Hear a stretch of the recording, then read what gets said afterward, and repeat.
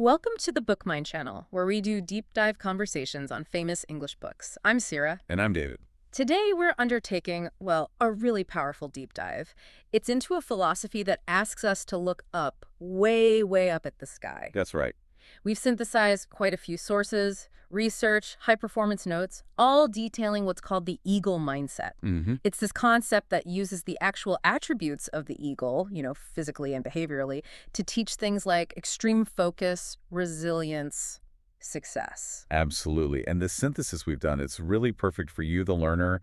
If you're looking for a kind of shortcut to some powerful, transformative insights often rooted in principles from great literature. Exactly. And we're looking past just simple ambition here. We're really getting into fundamental shifts in perspective. Okay. Things like, how to turn chaos into propulsion, actual momentum, how to turn all that noise out there into clarity. Which is so needed. And crucially, how to turn inevitable failure into, well, radical self-renewal. Wow. Okay, that's a massive promise.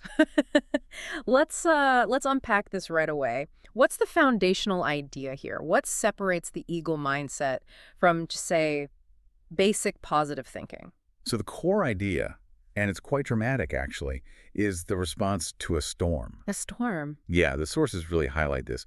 Most birds, when they feel that pressure drop, the wind picking up, they immediately look for shelter. They hide. They're terrified. Makes sense. But the eagle, it does the complete opposite. It recognizes the storm not as a threat, but more like a mechanism, an opportunity almost. How so? It uses those turbulent winds that are just too strong for other creatures, to actually soar higher. It gets above the clouds, right into the sunlight. So it leverages the problem itself. Precisely, yeah. This mindset is fundamentally about choosing to rise through the challenge instead of just seeking refuge or, hoping it just passes you by. Okay, let's dig into that. That first rule sounds crucial then. Less about literal flying and more about, well, existential choice. Rise above the storm. Exactly. So how does this apply to life's inevitable setbacks? The professional failures, heartbreaks, that nagging self-doubt, maybe even big things like economic downturns. Well, the mindset dictates that a storm isn't there to break you. It's actually there to accelerate your flight.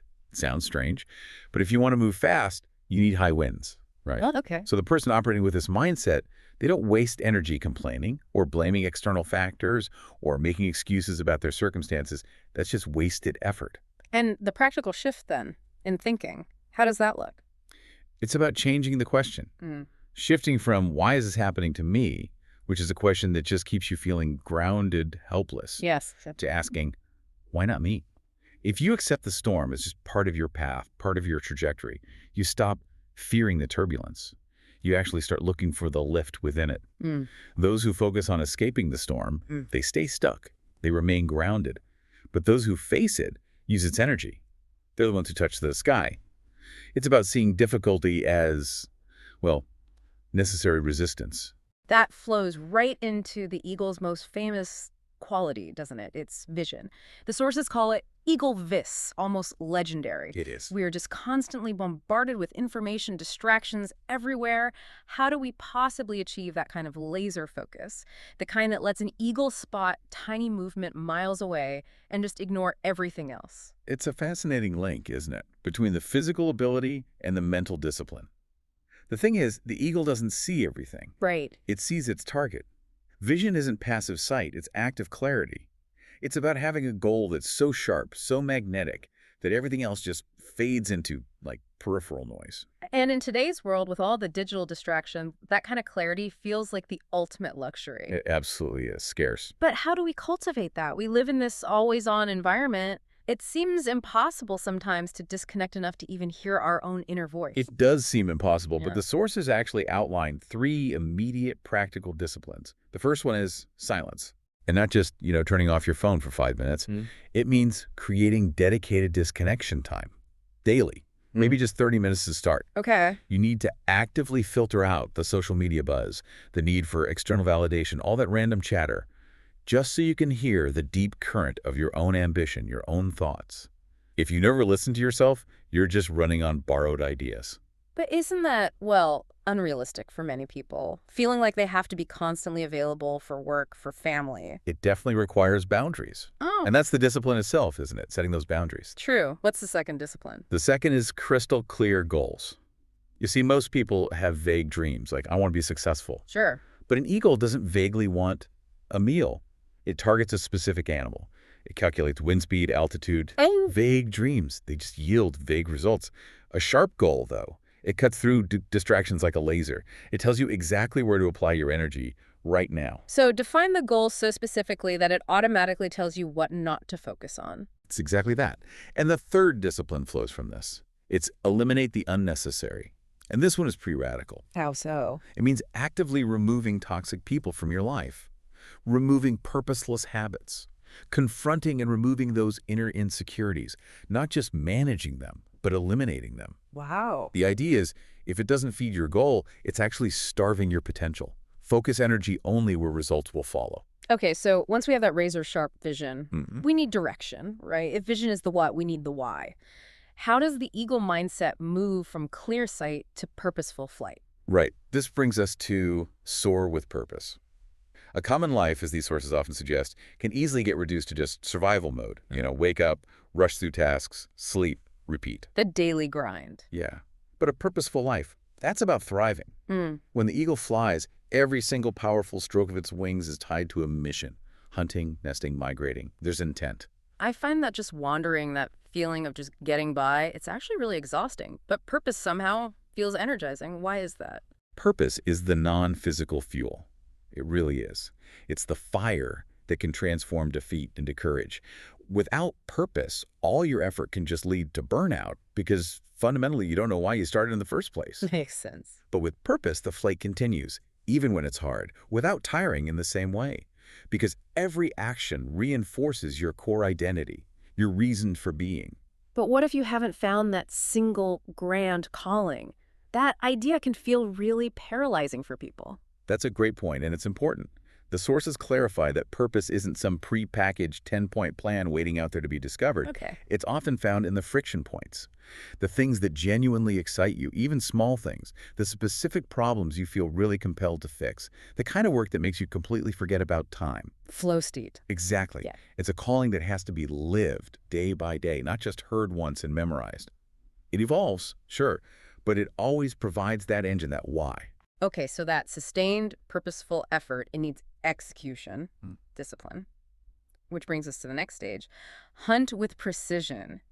Now, in our modern world, efficiency often means doing things really quickly. Faster is better. Right.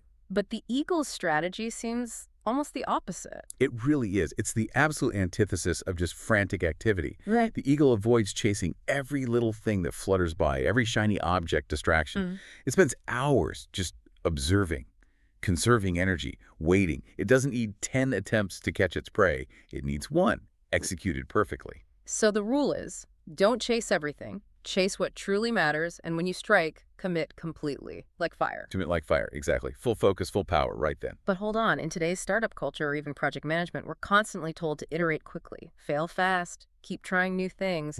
Doesn't that strike once method feel a bit outdated or risky? That's a key tension, definitely. And it's not about stopping trying. It's about stopping trying randomly. The precision here isn't necessarily about physical speed, though that can be part of it. It's more about strategic certainty. Yeah. Think about it. Working 14 hours straight without a clear strategy is just rushing. It's movement, maybe, but not necessarily progress. Busyness, not effectiveness. Precisely. The eagle ensures that before the strike, the target is viable, the technique is honed, the timing is perfect. The discipline lies in knowing the reason behind every single action.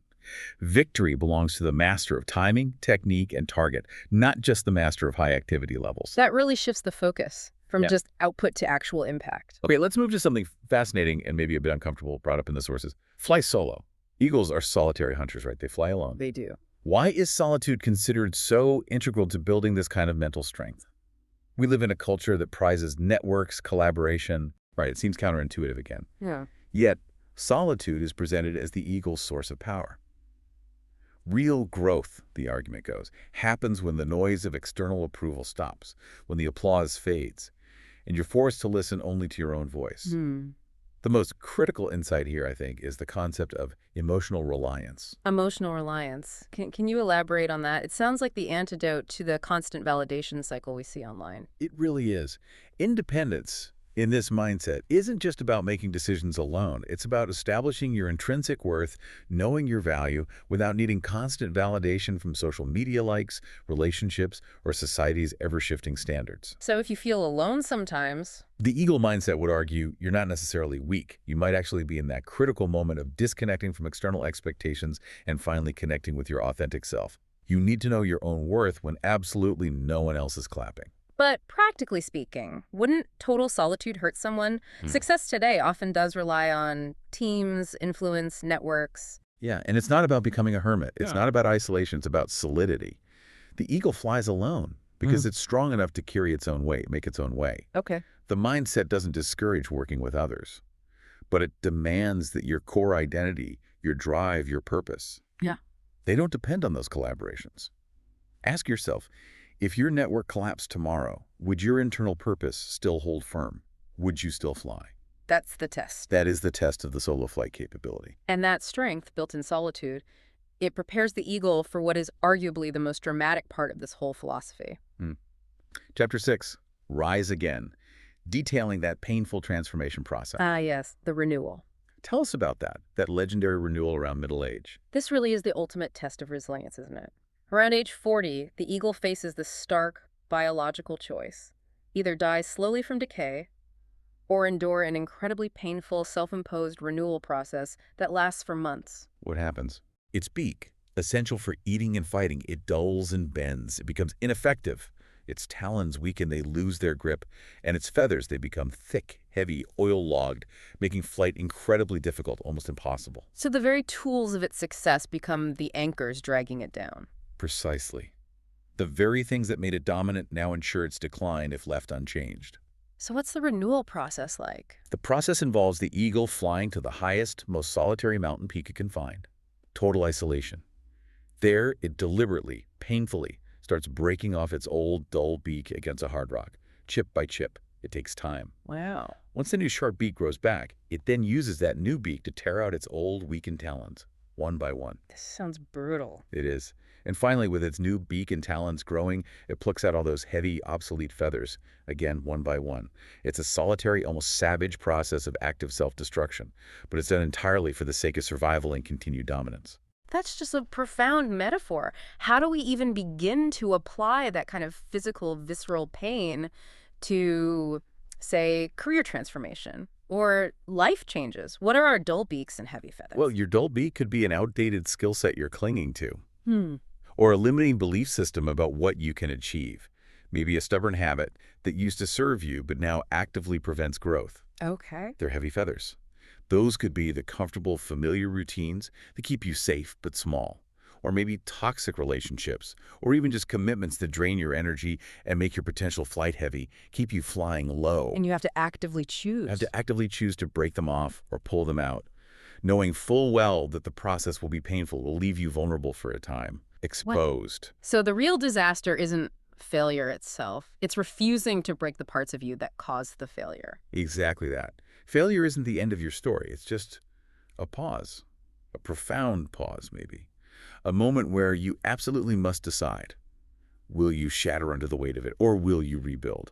The pain of transformation, the eagle chooses it, for the sake of future dominance, future flight. Your comeback, our sources suggest, can be far, far greater than any setback, but only if you're willing to embrace that deliberate, sustained agony of changing your very structure. It's the cost. It is the cost of continued relevance, of reaching new heights. This has been a true deep dive, intense, but into a philosophy that feels very actionable, even if incredibly demanding. This journey into the eagle mindset has definitely offered a clear, structured path forward. You know, face the storm, sharpen the vision, fly with purpose, execute with that precision, find strength in solitude, and finally embrace radical renewal. It really is a radical challenge, isn't it? Oh. It challenges you to stop thinking like a ground dweller, like a pigeon maybe, just picking at scraps, and to awaken that dormant potential within. Yeah. So the final provocative thought for you, the listener, to consider is this. If you are not flying as high as you want to be right now, are you just allowing the world's noise and the lure of comfort to dictate your direction? Or have you simply not yet chosen the pain that's necessary for radical self-renewal? A powerful question to end on. If this deep dive has sparked a fire in your mind, maybe fundamentally changed your perspective on challenges, please do like, share, and subscribe our channel. We appreciate your support. We'll see you on the next deep dive.